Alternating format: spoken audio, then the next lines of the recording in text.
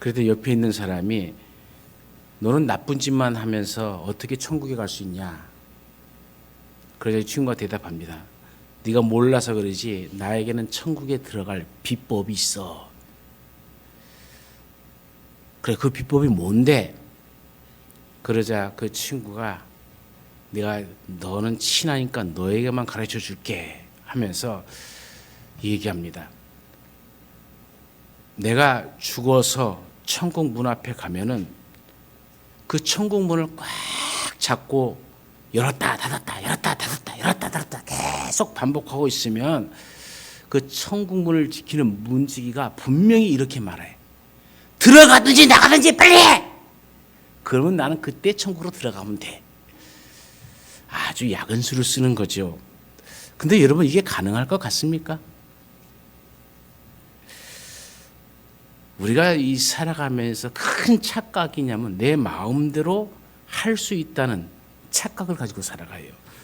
천국도 내 마음대로, 하나님도 내 마음대로, 기도도 내 마음대로, 하나님을 믿는 것도 내 마음대로 하고, 성탄절을 지내는 것도 내 마음대로 하고, 언제나 기준이 나에게 있어요. 그럼 이런 사람을 향해서 참된 신앙인이다 이야기할 수 있을까요? 그런데 더 큰 문제는 내 마음대로 할 수 있다는 생각이 오늘 예배드리는 우리 가운데도 있다는 거예요. 많은 사람들이 교회 다니면서 여전히 선한 생활을 하면, 최선을 다해서 살면 천국 갈 수 있다는 생각이 들어요. 그런 생각들을 해요. 그렇게 말을 해요. 신앙생활이 최선을 다하면서 선한 생활을 한다는 것 좋은 일입니다. 나쁜 일이 아니죠. 근데 정작 중요한 것은 하나님의 뜻이 없어요. 하나님의 말씀에 대한 순종도 없습니다. 예수 그리스도에 대한 참된 믿음도 없습니다. 단지 좋은 일만 정성껏 하면 그렇게 천국 가는 줄 아는 거예요. 하나님을 믿되 신앙생활을 하되 내 마음과 내 계획으로, 내 공로로 천국에 가겠다는 것이죠. 그렇게 해서 하나님 앞에 인정을 받겠다는 겁니다. 이것이 경계해야 할 이단 사상입니다. 초대교회가 이 문제로 얼마나 많은 문제를 겪었는지 모릅니다. 우리는 우리의 죄를 위하여 십자가에 죽으신 예수 그리스도의 보혈의 능력을 믿을 때에 하나님의 자녀가 되고 천국 백성이 되고 성령 안에서 살게 될 줄로 믿습니다. 하나님의 은혜로 하나님의 자녀가 된 것이죠. 어떤 사람이 대통령이 됐어요. 그리고 국민들 위해 무엇을 할까 고민하다가 내가 큰 성전을 지어야겠다 하고 성전을 지었어요. 말로는 하나님을 위해서라 이렇게 얘기하고 그렇게 광고를 합니다. 그런데 그렇다면 이 사람, 이 대통령은 신앙이 좋은 사람일까요? 나쁜 사람일까요? 존경받아야 되겠습니까? 멸시받아야 되겠습니까? 이 사람의 신앙 정도는 어딜까지일까요? 또 다른 한 사람은 예배당에서 평생 봉사하며 삽니다. 바른 삶을 삽니다. 하나님의 말씀만 연구하고 하나님 앞에 예배하고 인도하고 신방도 하고 주는 대로 먹고 살아갑니다. 그러면 이 사람의 신앙은 어떠할까요? 존경받아야 될까요? 비난받아야 될까요? 또 어떤 사람은 아침 일찍부터 예배당에서 성도로서 열심히 신앙생활을 하죠. 수요 예배, 구역 예배 등 각종 예배와 행사에 빠지지 않고 참여합니다. 왜 그렇게 힘들게 신앙생활 하느냐고 묻습니다. 간단하죠. 대답은 나는 교회 다니는 게 좋아서 그래. 정말 좋아. 교회 열심히 먼 곳도 힘든 곳도 마다하지 않고 오는 분의 신앙은 어떠한 신앙입니까? 이 세 사람의 부를 받습니다. 대통령인 사람, 그리고 말씀대로 살려고 애썼던 사람, 연구하고 하나님 앞에 예배하는 사람, 그리고 한 사람은 그냥 교회 다니는 게 좋아서 나오는 사람. 분명히 우리는 이 세 사람 중에서 어떤 사람의 신앙이 가장 좋아 보이십니까? 이제 이 세 사람의 이야기를 해보겠습니다. 분명히 이 세 사람의 신앙이 좋다고 얘기할 수 있습니다. 교회를 짓기 위해서 많은 재산과 노력을 바쳤습니다. 예배당에 봉사하기 위해서 전 생애를 바쳤습니다. 예배당에 오기 위해서 시간과 열심을 들였습니다. 그런데 이 세 종류의 사람들이 오늘 성경에 그대로 나타납니다. 첫 번째 사람은 헤롯 왕이고, 두 번째는 대제사장과 서기관들이고, 세 번째는 동방 박사들입니다. 이 세 사람은 여러분의 판단대로라면 분명히 신앙이 괜찮은 사람들처럼 보입니다. 여러분, 헤롯 왕은 어떤 사람입니까? 이 사람은 예루살렘 성전을 지은 사람입니다. 예루살렘 성전의 첫 번째 성전은 솔로몬이 지었던 솔로몬 성전이고, 두 번째 성전은 수룹바벨이 지었던 수룹바벨 성전입니다. 그리고 세 번째, 예수님 당시에 이 성전은 헤롯이 지은 겁니다. 많은 돈을 들여서 아름답게 지었습니다. 약속의 땅 유대의 왕이기도 한 사람이죠. 두 번째, 대제사장과 서기관들입니다. 예배당에서 평생을 일했습니다. 평생 주를 위해 제사 드리는 일을 위해 살아가는 사람들입니다. 어떻게 말씀을 더 정확하게 이해할 수 있을까 하면서 매일 연구했던 사람들이 서기관들입니다. 오늘날 교회의 이 세습을 문제로 많은 비난의 대상이 되기도 하고 비난을 받기도 합니다. 저는 근본적으로 세습이란 말도 싫고 그러한 일에 반대하는 사람입니다. 그러나 목사된 입장에서 볼 때에 목사가 된다는 것은 참으로 영광스러운 일이 사실이죠. 그러나 그 자체가 결코 쉬운 일이 아니란 것을 알아야 됩니다. 세상 속에 살면서도 세상 사람 같이 살 수 없는 것이 목사가 아니겠습니까? 하루 24시간 1년 365일 교회 안에서 살아야 됩니다. 때로는 아내도 목사처럼, 자녀들도 목사처럼 살아야 된다고 교인들이 압력의 눈짓을 하면서 온갖 못된 말들을 행할 때도 있습니다. 아이들이 한때 크면서 말썽 아닌 말썽이 있습니다. 화가 나서 매를 들었더니 그 아이가 하는 말이, 아빠, 목사의 딸로 나도 얼마나 스트레스 받는 줄 알아? 어떻게 보면 아내는 옷을 입어도 어두운 계통의 옷만 입어야 되는 것이고요. 강요하지 않았는데도 아이들에게까지 은근히 부담을 준다고 생각하니 더 이상 아이들에게 뭐라고 말을 할 수가 없겠더라고요. 이것이 목사의 삶이고 목사의 가정입니다. 그런 목사님들이 자기 아들을 목사로 만든다는 것은 결코 쉬운 일이 아니죠. 교회 일하다가 좋은 일만 있지 않습니다. 속상한 일도 있습니다. 답답한 일도 있습니다. 그런 얘기를 아이들에게 하거나 또는 들려지게 되면은 아이들은 크면서 도대체 무슨 생각을 할까? 이런 생각을 할 때마다 가슴이 덜컹덜컹합니다.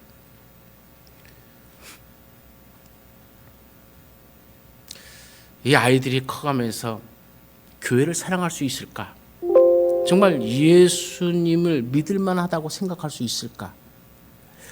어디 가서 마음 놓고 속상한 얘기도 마음 터놓고 이야기하지 못하는 게 목사의 일생입니다. 그런데 그 아들이 또 목사가 된다는 것, 그것만 봐도 사실 얼마나 부러운지 모릅니다. 큰 교회가 문제가 아니라 목사 자체의 삶이 얼마나 힘든지 믿는 사람들이 이해하지 못하면 세상 사람들이 이해할 수 있겠습니까? 어떤 분이 말하기를 일주일에 한 번 설교하고 봉급받으니 얼마나 좋겠냐라고 얘기합니다.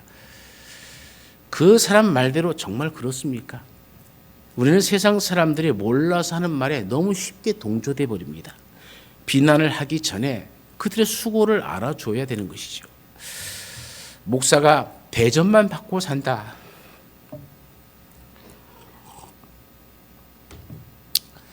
그런 이야기들을 하는데 여러분은 그러면 목사님만 대접하고 삽니까? 비난이나 정죄하기는 쉽습니다. 판단하기는 쉽습니다. 그러나 그것에 대한 심판을 하나님이 하신다는 것도 분명히 알아주었으면 좋겠다 하는 생각이 들어요. 하나님을 믿는 사람이라면 하나님이 하시는 일을 알아야 되는 거죠. 수원중앙침례교회 김장환 목사님을 다 아실 겁니다. 워낙 유명한 목사님이시고 우리가 백주년 여의도 기념회 있을 때 빌리그램 목사님이 왔을 때에 통역하면서 바로 그 자리에서 이 통역 설교를 하신 목사님이기도 합니다. 이분이 6.25 전쟁 중에 미군 부대에 들어가서 하우스 보이로 일을 하다가 미군의 칼 파워스 상사의 도움으로 미국에서 8년간 공부를 하면서 대학원 과정까지 마쳤습니다. 이분의 부인이 미국인입니다. 트루드 여사가 이분의 부인입니다. 당연히 둘 사이에서 태어난 아기는 혼혈아죠. 이런 자식들이 이 혼혈아가 크면서 그것도 몇십 년 전 이야기 아닙니까? 얼마나 어려움이 있는 줄 아십니까? 혼혈하면서 목사의 자녀, 어디 가도 대접을 못 받았습니다. 그래서 목사님은 결국 아이들을 미국에 유학을 보냈습니다. 아이들이 사춘기일 때는 교회는 정말 죄송스러운 일이지만 크리스마스 때가 되면은 휴가를 받아서 미국에 가서 아이들과 같이 지내고 돌아옵니다. 이 김정한 목사님이 왜 그렇게 하십니까? 라고 하니까 대답하는 말이, 교회는 일 못하면 사임하면 되지만 아이들이 잘못되면 누가 책임져 줄 것이냐? 과연 누가 아이들을 책임져 줄 것이냐? 대답해 보라라고 하니까 아무 할 말이 없는 거예요. 물론 비난을 하고 손가락질을 하기는 쉽습니다. 그러나 그 아이들을 책임져 줄 수 있는 사람이 있습니까? 아이러니하게도 칼 파워스 상사는 무신론자입니다. 예수님을 모르는 사람입니다. 그런데 이 김정한 아이가 마음에 들어갔고 유학을 보낸 거예요. 군인이 월급이 얼마나 많겠습니까? 얼마 되지 않아요. 그래서 군 복무를 마치고 미국에 가서 이 김정한 목사에게 학비를 도와주기 위해서 본인이 친히 돈을 벌기 시작했고, 돈이 없을 때는 아는 지인한테 구걸하면서 이 김정한 목사의 학비를, 생활비를 대준 거예요. 나중에 칼 파워스 이분이 이 김정한 목사님의 전도를 받고 김정한 목사님이 칼 파워스 상사에게 세례를 줍니다. 그리고 칼 파워스 이 상사가 결혼을 안 하고 평생을 홀로 살았기 때문에 돌아가셨을 때에 상주가 된 분이 김상주 목사님이십니다. 상주가 되어서 그 군인으로서 상사를 지냈기 때문에 전쟁에 참여했기 때문에 국군 장으로 장례를 치르고 그 덮었던 미국의 성조기를 고스란히 김정한 목사가 받아갖고 오면서 그 평생 은혜를 갚으며 살겠습니다라는 다짐을 했다고 합니다. 여러분, 제사장들과 이 서기관들의 수고, 오늘날의 목사의 수고도 힘들겠지만 당시 제사장들과 서기관의 수고는 대단한 것입니다. 오늘 목사의 수고가 그렇다 치면은 그 당시를 생각해 보면은 여러분 스스로 한번 생각해 보십시오. 그리고 세 번째 부류가 있습니다. 동방박사입니다. 이들은 맥이라고 하는 별을 연구하는 점성술가들입니다. 십수년 전에 세계 대통령이라는 미국의 대통령이 점성술가를 찾아다니면서 자신의 미래, 미국의 미래, 세계의 미래를 물었다고 해서 큰 화제가 된 적이 있죠. 과거의 점성술가들은 지금의 무당들과는 다릅니다. 천계를 연구하고 또 영계를 연구한다고 해서 소위 한 나라에서도 지도자급 대우를 받았던 사람들이죠. 우리나라의 신라의 역사, 중국의 또 역사, 이 동방의 역사를 보면은 특히 점성술가들은 대단한 대접을 받았습니다. 임금 옆에서 일을 하곤 했습니다. 이들은 베들레헴까지 시간을 들여서 왔습니다. 오늘 11절 말씀에 보면 그 집에 들어가 아기께 경배했다 그래요. 그 많은 시간을 들여서 온 목적은 하나입니다. 아기께 경배하기 위해서 우리가 왔다라고 얘기한 것이죠. 헤롯이라는 이 임금이 2살 밑에 어린 아이를 다 죽입니다. 이 말이 무엇을 의미하냐면은 동방 박사들은 적어도 예수를 만나기 위해서 한두 시간 온 것이 아닙니다. 하루 이틀 한 달 두 달을 걸어서 온 것이 아니라 헤롯이 연구를 해보고 시간을 재어보니까는 이 동방의 박사들이 큰 별을 오고 쫓아온 그 기간을 따져서 그 기간을 2년으로 잡은 겁니다. 그래서 2살 밑으로 다 죽인 거예요. 그렇다면 이들은 많은 시간, 2년이라는 세월을 적어도 그 시간을 계속적으로 그 별을 쫓아 메시아를 만나기 위해서 찾아왔다는 것이죠. 헤롯은 성전을 지어 물질을 드렸고 제사장과 서기관들은 일생을 바쳤습니다. 박사들은 시간을 바쳤습니다. 참으로 귀한 헌신들이죠. 그러나 문제는 지금부터입니다. 사실 예수님이 탄생한 그 시대적인 상황 속에서는 로마가 세계를 정복하고 있었지만 그 로마의 시대가 평화의 시대라고 하는 이 말은 몇 사람만 말하는 것이지 대부분의 식민지에 속한 사람 나라들은 메시아 대망 사상으로 가득 차 있었습니다. 바로 그러한 때에 별을 연구하는 이들이 하늘의 별을 보고 야, 저것이 메시아가 탄생할 증거구나 알았으니 얼마나 기뻤겠습니까? 그리고 동방에서부터 그 별을 보고 태어나신 왕께 경배하러 온 것입니다. 그리고 이들은 먼저 어디로 갔습니까? 별을 쫓아오다가 그만 별을 놓쳐버렸어요. 예루살렘쯤 와서는 그래서 이 별을 다시 찾기 위해서 왕궁으로 찾아갑니다.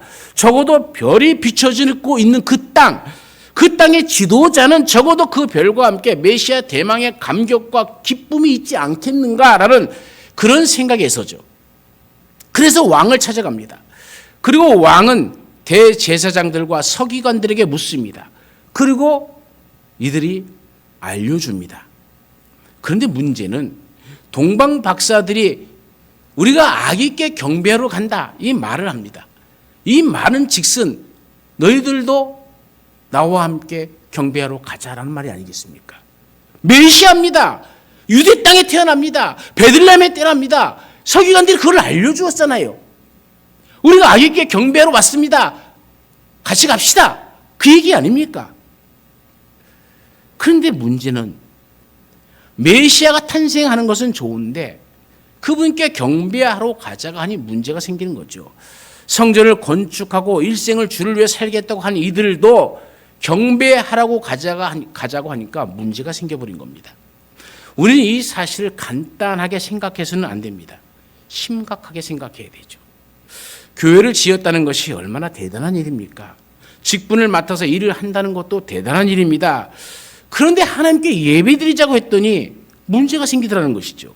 다시 말하면 내가 교회를 지었고 그만큼 돈을 많이 냈으면 됐잖아. 내가 직분을 맡아서 그만큼 봉사하고 헌신하면 됐잖아. 그런데 더 이상 무엇이 필요해? 즉 내가 교회도 지었고 시간 들여 일도 했고 봉사도 많이 했고 선교사도 보냈고 헌금도 했는데 더 예배할 일이 무엇이 있겠어? 삶이 예배고 예배가 삶이지. 그는 굳이 예수님을 찾아가지 않아도 돼. 이런 생각으로 가득 차 있는 거예요. 우리는 다시 한번 생각해 봐야 됩니다. 여러분이 성전을 건축하고 일을 많이 했다고 한다면 그러면 여러분의 생명은 누가 준 것입니까? 내가 성전을 건축할 수 있는 재물은 누가 준 것일까요? 직분은 누가 준 것일까요? 지혜는 누가 주신 것일까요? 우리 모두가 다 하나님께 지음받고 하나님께서 주신 것으로 살아가는 피조물 아닙니까?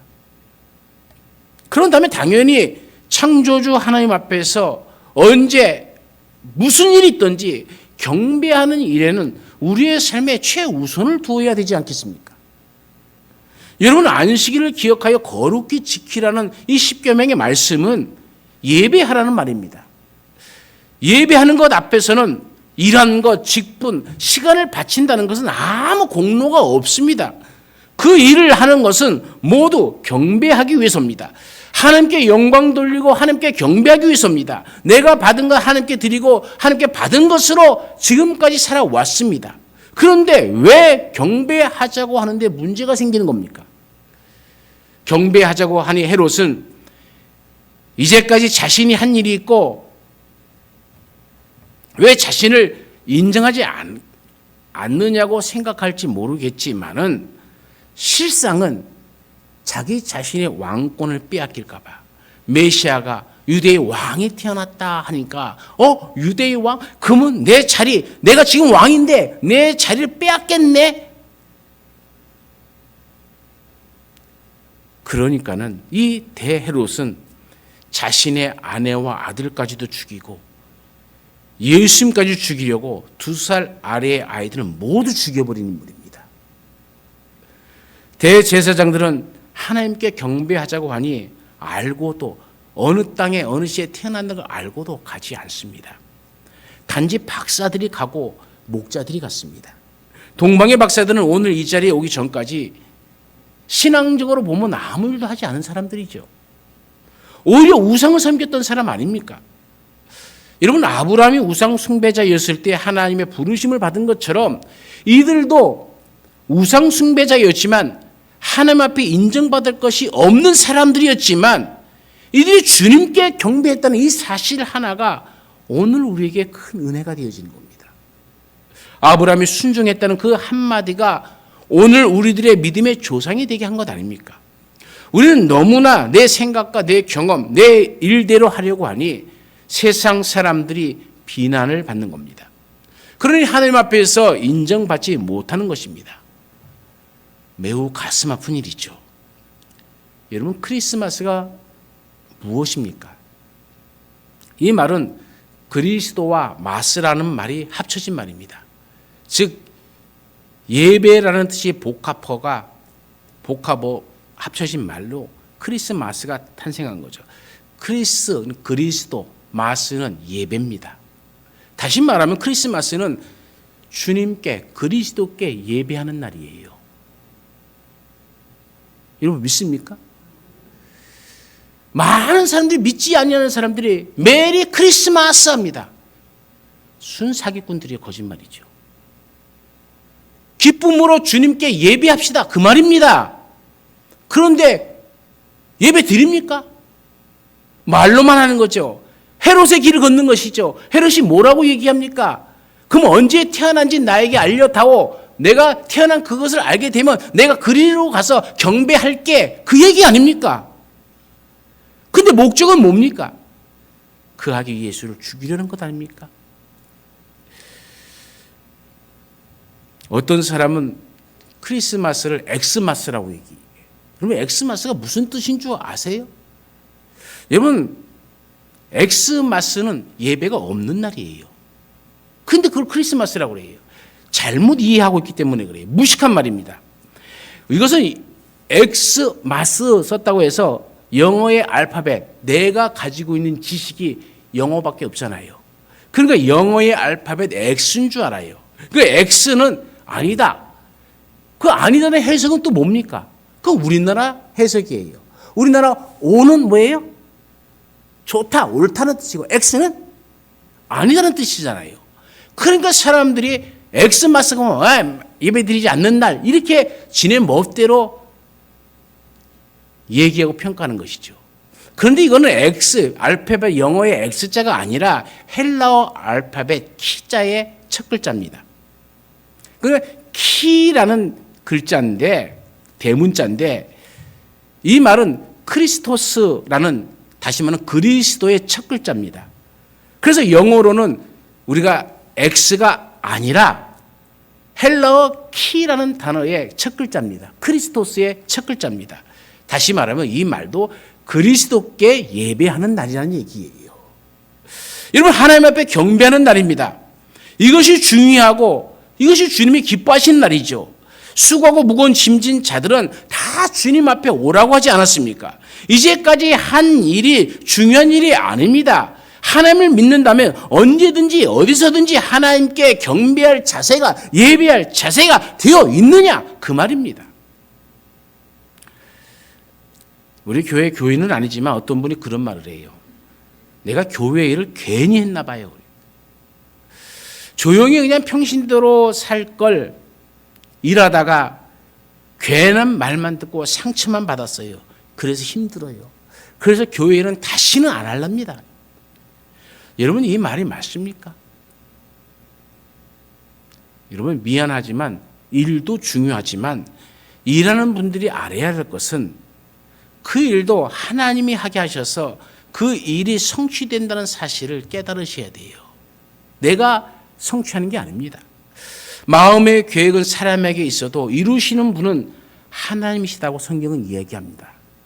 아무리 심고 아무리 물을 줘도 자라나게 하시는 분은 하나님이십니다. 뭐가 그렇게 조급하고 뭐 때문에 다퉈야 하고 상처 입어야 합니까? 기다리시면 하나님이 하십니다. 그것이 바로 경배하는 것이죠. 하나님께 예배하는 사람, 이 경배하는 사람이야말로 크리스마스를 크리스마스답게 보내는 사람이죠. 크리스마스는 한 번이면 되지 뭐 매년 이렇게 합니까? 라고 얘기하는 사람이 있을지도 모르죠. 하지만 그렇지 않습니다. 예수님의 생일은 일반 사람들의 생일과는 다릅니다. 왜냐하면 주님은 다시 오신다고 말씀하셨기 때문입니다. 주님이 첫 번째 오셨을 때에 주님을 맞이한 그 사람들의 모습 속에서 주님 다시 오실 때에 우리들의 삶의 모습을 다시 점검해 봐야 합니다. 우리는 먹든지 마시든지 무엇을 하든지 하나님께 영광을 돌리며 예배하는 삶을 살아가야 될 줄로 믿습니다. 이것이 참 신앙인들이 해야 할 일이고 하나님께서는 이런 사람들에게 은혜를 베풀어 주십니다. 오늘 성경에 보니 박사들은 어떻게 주님께 경배했는지를 보여줍니다. 첫 번째로 보면은 기쁜 마음으로 경배했어요. 별이 비춰지니 기뻐했다라고 합니다. 오늘 하나님 앞에 예배하는 일을 우리가 기쁨으로 즐거움으로 해야 될 줄로 믿습니다. 한번 상상해 보십시오. 이제 별을 쫓아다가 잃어버렸어요. 근데 그 별이 다시 비춰질 때에, 그리고 그 별이 이제 비춰지는 그곳에 메시아가 있다고 생각했을 때에 박사들이 제일 먼저 무엇을 했겠습니까? 이제 이 별이 머무는 여기에 들어가기만 하면은, 이 장막에 들어가기만 하면은 메시아를 만날 수 있어요. 그럴 때 여러분 같으면 무엇을 하겠습니까? 그저 좋다고 후다닥 울면서 메시아가 어딨어? 라고 떠들겠습니까? 감히 메시아를 믿는다면 그렇게 하지 않겠죠. 적어도 그 문 앞에서, 그리고 그 문 앞에 서 있다는 자기 자신을 발견하고 다시 한번 옷을 정갈하게 입고 서로의 옷과 머리를 또 봐주면서 자신들이 준비한 예물을 다시 점검해보고 그 예물을 조심스럽게 들고 문을 살며시 열며 조용히 들어가지 않겠습니까? 이것이 기쁨으로 경배하는 자의 자세입니다. 저는 여러분들에게 말씀합니다. 여러분들의 가정과 형편을 몰라서가 아닙니다. 적어도 하나님 앞에 주님이 오실 날이 바로 이 시간이다 생각하시고 우리가 주님 앞에 나와야 되지 않겠습니까? 신발도 한번 닦고 머리도 잘 매만지고 옷도 깨끗한 모습으로, 그리고 그 마음 속에는 주님을 만난다라는 이 대망을 가지고 항상 예배에 참석하시는 우리가 되기를 간절히 축원합니다. 두 번째는 엎드려 경배했다고 얘기합니다. 엎드려 경배했다. 이것은 사람이 하나님 앞에 할 수 있는 최고의 존경의 표시 아닙니까? 뭐가 그렇게 자랑스럽습니까? 성전을 짓고 일생을 주를 위해 살았다 할지라도 하나님의 은혜로 오늘 여기까지 오지 않았습니까? 그러면 우리는 마땅히 하나님 앞에 엎드려야 됩니다. 왜요? 주님 때문에 살았기 때문이고 주님 때문에 오늘 이 자리에 왔기 때문입니다. 세상에서 가장 착하게 살았다고 자신만만한 사람이 천국에 올라갔대요. 그때 베드로가 그를 인도합니다. 평생에 착하게 살았던 이 사람이 생각하기에는 내가 들어가면 크게 천국에서 환영할 것이다 생각했는데 막상 천국에 들어가니까는 아무런 환영도 없이 그냥 들어가게 되었습니다. 조금 뭔가 섭섭한 마음이 들어서 뒤를 돌아보니 어떤 사람들이 딱 들어오는데 첫눈에 봐도 굉장히 저 사람은 빛깔도 좋고 잘 나갔던 사람이네 라는 것이 눈에 확 띕니다. 자세히 봤더니 목걸이도 반지도 옷도 아주 화려하게 입은 큰 부자였습니다. 베드로는 이 부자에게 뛰어가서 아주 기쁨으로 환영하며 축하해 주더라는 거예요. 이것을 본 착한 사람이 천국에서 시험에 들었어요. 야, 천국도 별 수 없구나. 나는 별로 환영도 받지 못하고 천국도 부자가 환영받네. 그래서 착한 사람이 베드로에게 섭섭한 마음을 토하면서 따집니다. 어찌 이럴 수가 있냐고. 왜 천국에서까지 차별을 두냐고. 부자는 이렇게 환영하고 나는 이렇게 냉대하냐. 그러자 베드로가 대답합니다. 아이고, 오해하지 말라고. 천국에는 당신같이 착한 사람은 하루에도 수백 명, 수천 명씩 오지만은 저런 사람은 몇백 년 만에 한 번 들어오는 사람이기 때문에 이렇게 환영해 주는 거라고.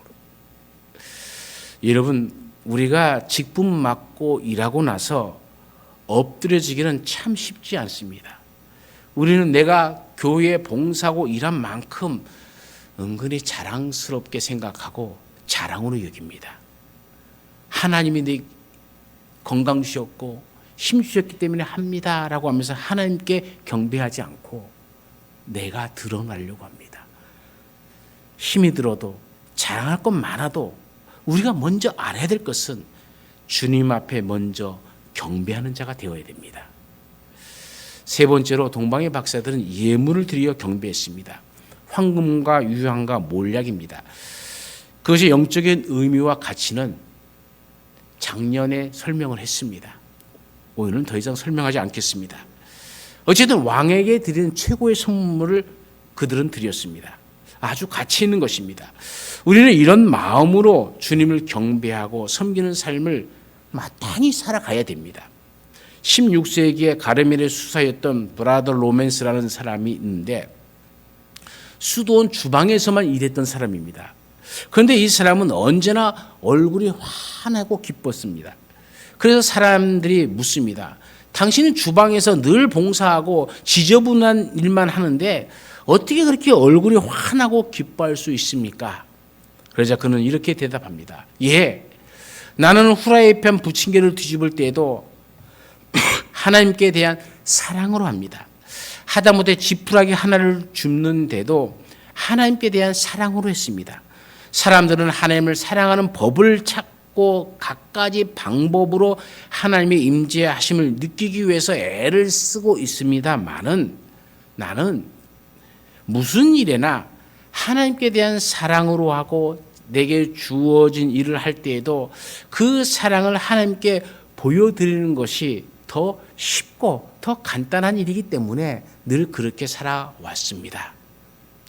여러분, 하나님을 기쁘시게 하고 하나님을 사랑하는 방법은 작은 일 하나에도 하나님 앞에 서 있는 것처럼 행동하는 겁니다. 아무리 섭섭해도 하나님 앞에 서 있는 것처럼 행동하시길 바랍니다. 아무리 좋아서 자기가 잘났어도 내가 지금 하나님 앞에 서 있는 것처럼 그렇게 우리의 삶을 살아가야 됩니다. 그렇게 할 때 우리는 하나님의 은혜를 받고 하나님의 사랑 속에서 승리하는 인생을 살아갈 수가 있는 겁니다. 우리는 하루하루를 하나님께 예배 드리는 마음으로 살아갈 때 이 땅에 다시 오시는 주님을 기쁨으로 맞이할 수 있는 것이죠. 어떤 분이 음식점에 갔는데 말하기를, 야, 이번 크리스마스는 크리스마스 분위기가 안 나. 그렇게 얘기합니다. 이해는 갑니다. 모든 사회적 분위기가 그렇게 만들어가고 있기 때문이죠. 그러나 우리가 하나님을 경배하는 데 있어서는 시대적인 분위기는 아무 상관이 없을 것이라 생각되어집니다. 우리의 형편과도 상관이 없습니다. 우리는 하나님께 영광을 돌리고 경배해야 됩니다.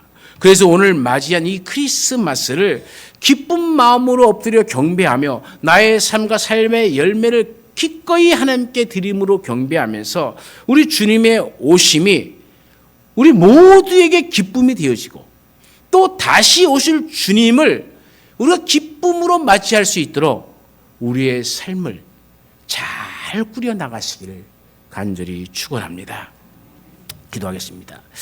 이 땅 위에 오신 주님을 맞이한 사람들을 말씀을 통해서 봅니다. 그리고 이 사람들의 모습 속에서 나를 발견합니다. 나의 모습이 성전을 건축한 헤롯의 모습은 아닌지, 날마다 하나님의 일을 열심히 봉사한다고 하는 대제사장과 서기관들의 모습은 아닌지 뒤돌아봅니다. 동방의 박사들은 주님을 만나기 위해 별을 따라 먼 길을 찾고 찾아와서 마침내 아기 예수 앞에 경배하며 그의 삶을 드리고 예물을 드린 이 박사들의 모습이 오늘 우리의 모습이 되게 하옵소서. 머지 않는 날에 주님 다시 오실 때까지 우리 모두가 기쁜 마음으로 살게 하시고 주님 만나는 그날에 엎드려 경배하며 나의 삶과 삶의 열매를 드림으로 경배하면서 우리 주님의 다시 오심이 우리에게 큰 기쁨이 되어지게 하옵소서. 우리 주 예수 그리스도의 이름으로 기도드리옵나이다. 아멘.